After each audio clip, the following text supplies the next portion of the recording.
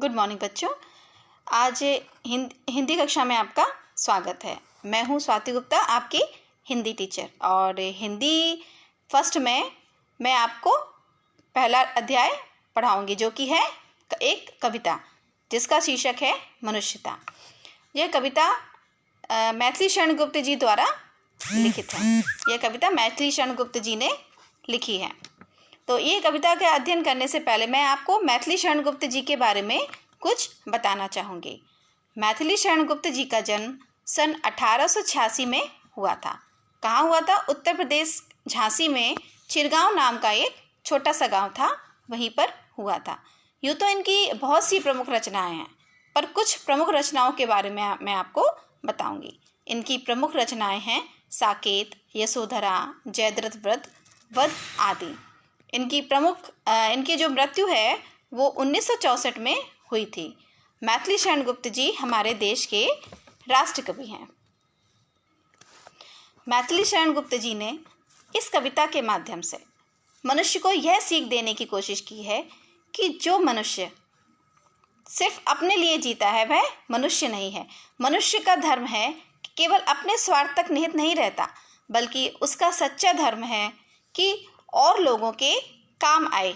यही सच्ची मनुष्यता है। और दूसरों की मदद करे, दूसरों के काम आए। सच्ची मनुष्यता उसी में है कि एक व्यक्ति दूसरे व्यक्ति के काम आए, दूसरे व्यक्ति के लिए भी जिए, सिर्फ अपने लिए ही नहीं जिए। तो इनके और भावों को समझने के लिए हम इस कविता को पढ़ेंगे और इसकी व्याख्या को समझेंगे।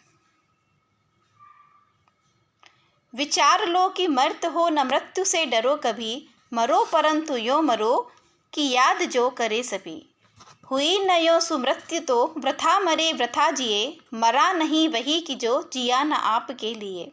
यही पशु प्रवृत्ति है कि आप ही चरे, वही मनुष्य है कि जो मनुष्य के लिए मरे। तो हमें ये विचार लेना चाहिए। कवि कहते हैं कि हमें यह विचार लेना चाहिए कि हम नश्वर हैं, हमें मृत्यु से नहीं डरना चाहिए। विचार लो कि मृत्यु हो न अमर्त्य हो न मृत्यु से डरो कभी। मर्त मतलब नश्वर, हमें मरना ही है, इसीलिए हमें मृत्यु से नहीं डरना चाहिए। मरो परंतु यो मरो कि याद जो करे सभी। हम मर भी जाएं, हम कुछ ऐसा कार्य करके मरना चाहिए कि मरने के बाद भी हमें लोग याद करें। हुई न यो सुमृत्यु तो वृथा मरे वृथा जिए। सुमृत्यु अर्थात सुंदर मृत्यु, अच्छी मृत्यु।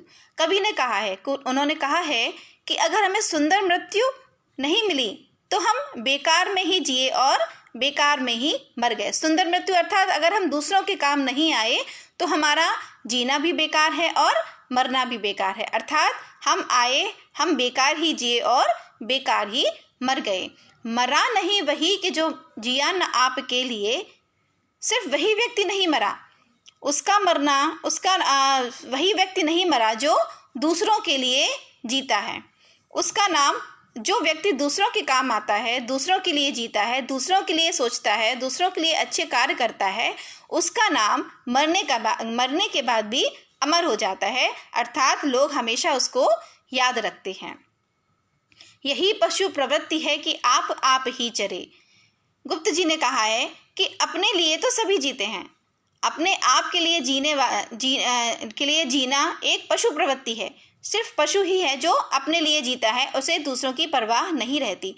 तो जो मनुष्य अपने लिए ही कार्य करता है वह मनुष्य पशु की श्रेणी में आता है, पशु के ही समान होता है, क्योंकि पशु ही है जो दूसरों के कल्याण की बात नहीं सोचते, सिर्फ अपने लिए ही जीते हैं। तो वो मनुष्य जो दूसरों के लिए नहीं जीता वह एक पशु के ही समान है।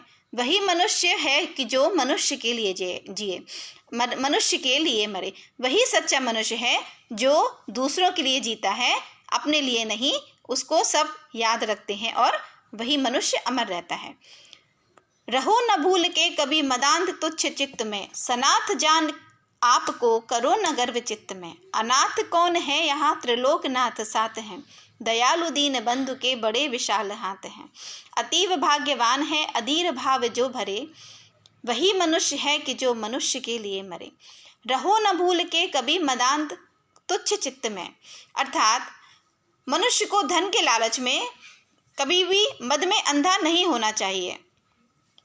सनात जान आपको करो न गर्व चित्त में, अपने आप को सनात अर्थात सभी सुख सुविधाओं से युक्त समझकर अपने आप में कभी भी घमंड नहीं करना चाहिए, कभी भी गर्व नहीं करना चाहिए। अर्थात अपने को सब सुख सुविधाओं से युक्त जानकर कभी भी अपने हृदय में घमंड नहीं करना चाहिए।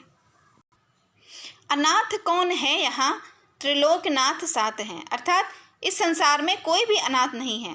त्रिलोकनाथ अर्थात भगवान अर्थात ईश्वर हम सभी के साथ हैं। दयालु दीन बंधु के बड़े विशाल हाथ हैं। अर्थात दयालु दीन बंधु के वो इस ईश्वर के बड़े ही विशाल हाथ हैं।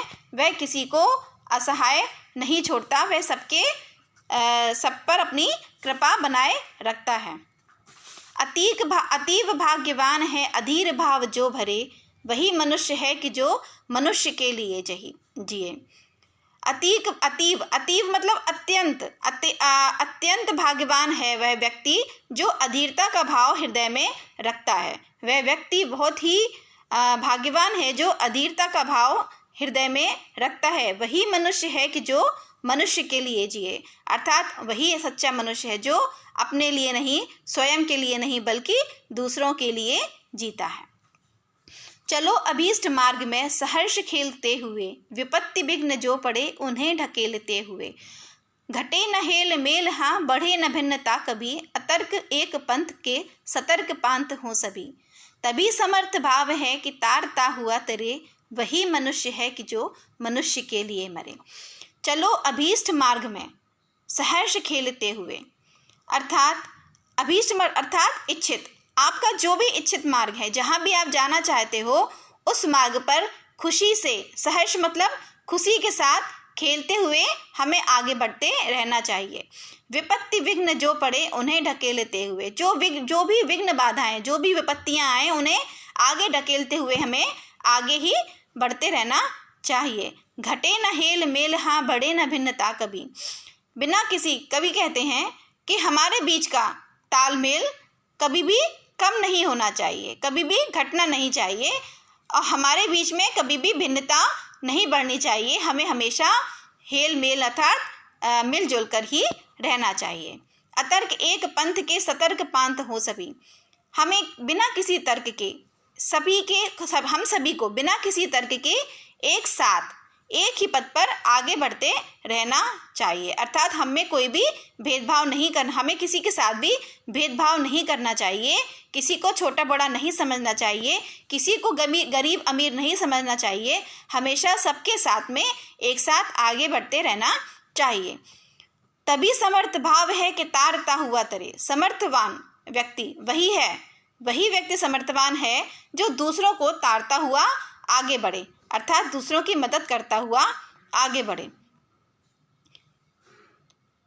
वही मनुष्य है कि जो मनुष्य के लिए मरे, क्योंकि वही सच्चा मनुष्य है जो मनुष्य के लिए ही जीता है और मनुष्य के लिए ही मर जाता है। उस व्यक्ति को ही संसार में सभी याद रखते हैं। ठीक है, ये जो कविता है, ये कविता हमने पढ़ी, इसका भाव स्पष्ट पढ़ा, इसकी व्याख्या पढ़ी। ये कविता को आप एक बार और पढ़ेंगे और उसको कंठस्थ करेंगे, अर्थात उसको याद करेंगे। Okay, good day students.